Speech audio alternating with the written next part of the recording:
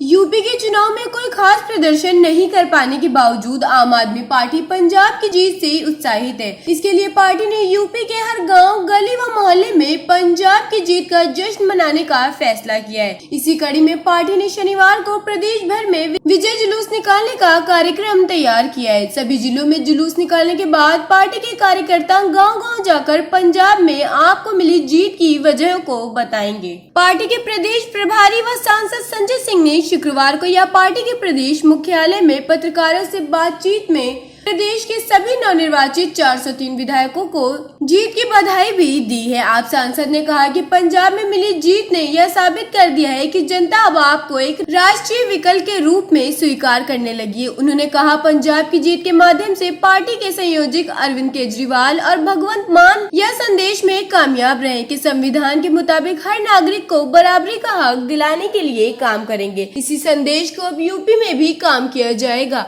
इसके लिए हर गाँव स्तर पर संगठन को मजबूत किया जाएगा। ट्रक में पकड़े कार्यकर्ताओं ने वो समाजवादी पार्टी के दूसरे दलों के कार्यकर्ताओं ने वो तो साफ तौर पर दिख रहा था कि ट्रक पे ईवीएम ले जाई जा रही है।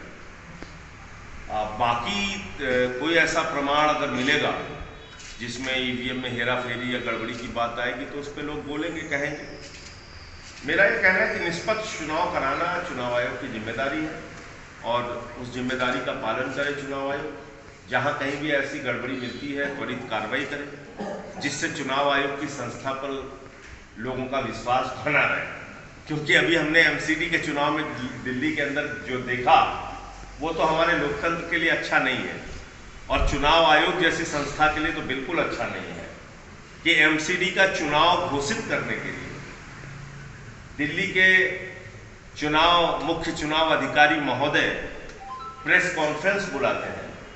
प्रेस कॉन्फ्रेंस में चिट्ठी जाती है पत्रकारों को कि चुनाव की तारीखें घोषित करनी है और प्रेस कॉन्फ्रेंस में वो कहते हैं कि केंद्र सरकार से एक चिट्ठी आ गई है मोदी जी के यहाँ से और वो कह रहे हैं कि चुनाव टाल दो, इसलिए हम चुनाव टाल रहे हैं। ये चुनाव आयोग की विश्वसनीयता है। नहीं, आपने बिल्कुल ठीक कहा, लेकिन अंततोगत्वा लोकतंत्र में जनता ही मालिक होती है, तो जनता जो फैसले दे उसको स्वीकार करना चाहिए। मुझे जो लगा वो एक बात साफ तौर पे लगी कि इस बार लोगों ने मन बना लिया था दो गठबंधन को वोट देने का, एक भारतीय जनता पार्टी का गठबंधन और दूसरा समाजवादी पार्टी। उन्हीं दोनों खानों में लोग रहे और जो वोट शिफ्ट हुआ वो किसी को जानकारी नहीं हो पाई कि आज बहुजन समाज पार्टी जैसी पार्टी मेरे ख्याल से अपने 38 वर्षों के सबसे बुरे दौर में बीएसपी आ गई, जहां पे उसको एक विधायक मिला। कांग्रेस पार्टी जो 125 साल पुरानी पार्टी है, 75 वर्षों में उत्तर प्रदेश में सबसे दयनीय स्थिति में पहुंच गई, जहां पर उसको सिर्फ 2%, 2.5% वोट मिला है। तो हम तो पहली बार उतरे थे यहाँ पे, तो हमको लोगों ने प्यार से मिलके हमारा पर्चा लेके और तारीफ करते हुए भी कहा कि इस बार माफ कीजिएगा, अगले बार देखेंगे। तो उनकी बात को तो मानना पड़ेगा। सर, दिल्ली मॉडल पंजाब में बड़ा स्पीड में चला, यूपी में क्या कारण है? नहीं, देखिए, यूपी जाति धर्म के जाल में फंसा हुआ एक राज्य है और ये बड़ी चुनौती है इस जाल से, जंजाल से लोगों को। आप लोग बड़ा स्पीड में आए थे जब विधानसभा चुनाव शुरुआत हुई, लेकिन चुनाव आते आते आम आदमी पार्टी जो है चुनाव में नहीं दिख रही थी। हमने अपनी मेहनत पूरी की, पूरी ताकत से चुनाव लड़े, खूब मेहनत की। लेकिन मैंने आपको बताया ना कि ये दो गठबंधनों के बीच का चुनाव था। लोगों ने तय किया था हम इसको वोट देंगे, उसको वोट देंगे, उन्हीं को वोट दिया। आपका तो सवाल सर, ईवीएम को लेकर कल बहुत सारे ट्वीट हुआ समाजवादी पार्टी की तरफ से, आपको भी क्या लगता है ऐसा कि कुछ छेड़छाड़ हुए थे या फिर बनारस में भी एक ऐसी घटना देखी गई? देखिए, जो ईवीएम ट्रक में पकड़े कार्यकर्ताओं ने वो समाजवादी पार्टी के दूसरे दलों के कार्यकर्ताओं ने वो तो साफ तौर पर दिख रहा था कि ट्रक पे ईवीएम ले जाई जा रही है। बाकी कोई ऐसा प्रमाण अगर मिलेगा जिसमें ईवीएम में हेरा फेरी या गड़बड़ी की बात आएगी तो उस पर लोग बोलेंगे, कहेंगे। मेरा ये कहना है कि निष्पक्ष चुनाव कराना चुनाव आयोग की जिम्मेदारी है और उस जिम्मेदारी का पालन करे चुनाव आयोग। जहां कहीं भी ऐसी गड़बड़ी मिलती है त्वरित कार्रवाई करे, जिससे चुनाव आयोग की संस्था पर लोगों का विश्वास बना रहे।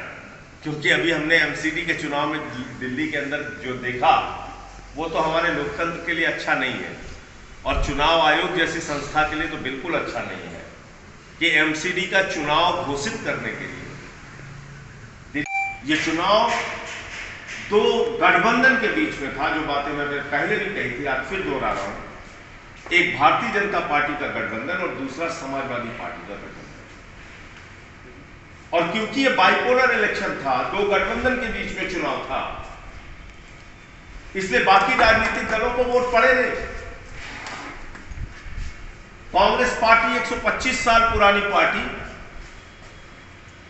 अरबों रुपए चुनाव में खर्च किया, हेलीकॉप्टर से प्रचार किया प्रियंका गांधी जी ने, 2.5% वोट मिला, 2.5% लगभग। 4 बार की मुख्यमंत्री रही मायावती जी, उत्तर प्रदेश के चुनाव में सबसे बुरी हार हुई इस चुनाव में, उनको मात्र 1 सीट मिली, 1 सीट, 12% वोट शेयर पे आ गई। बाकी पार्टियों की बात कीजिए, वो भी चुनाव में बिल्कुल वोट के मामले में पिछड़ती चली गई। इसका साफ संकेत था, दो गठबंधन को वोट पड़ रहे थे और जनता ने मन बना लिया था कि हमको इन्हीं दो गठबंधन के बीच में अपना वोट देना है। इसलिए हमारे लिए बहुत अच्छे परिणाम नहीं आए, मैं इसको स्वीकार करता हूं। 2 सीटों पे खलीलाबाद और उधौली पे हमें 25-25 हजार वोट मिले हैं। कुछ दूसरी सीटों पे भी हमें 7,000-8,000 वोट मिले हैं। लेकिन इस चुनाव परिणाम से हम कहीं न निराश हैं न हताश हैं, बल्कि लोगों का वो वाक्य हमें याद है कि इस बार नहीं, अगली बार के चुनाव में हम लोग तन मन धन से आपका साथ देंगे। लोकतंत्र में जनता मालिक है, जनता जो जनादेश दे उसको स्वीकार करना चाहिए। उत्तर प्रदेश में जिन पार्टियों के जितने भी विधायक जीते हैं, उन 403 विधायकों, वो भारतीय जनता पार्टी के हों, समाजवादी पार्टी के हों, अन्य पार्टियों के हों, सबको हृदय से बधाई देना चाहिए। उत्तर प्रदेश के तरक्की और विकास के लिए काम कीजिए, उत्तर प्रदेश में नौजवानों के रोजगार के लिए काम कीजिए, उत्तर प्रदेश में किसानों को फसल का दाम दिलाने के लिए काम कीजिए, उत्तर प्रदेश में महिलाओं की सुरक्षा के लिए और अच्छी कानून व्यवस्था के लिए काम कीजिए।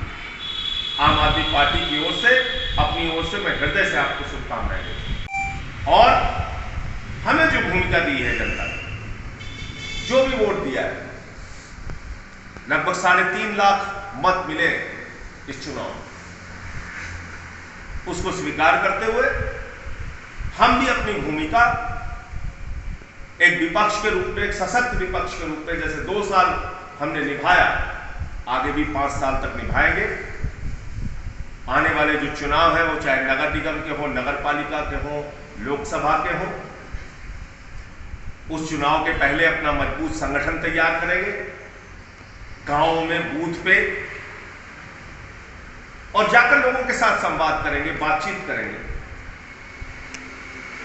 और यह बताने की कोशिश करेंगे कि जितनी भी रिवायती पार्टियां हैं उत्तर प्रदेश की, जो जाति धर्म के नाम पे राजनीति करती हैं, उससे उत्तर प्रदेश को क्या हासिल हुआ या होने वाला है।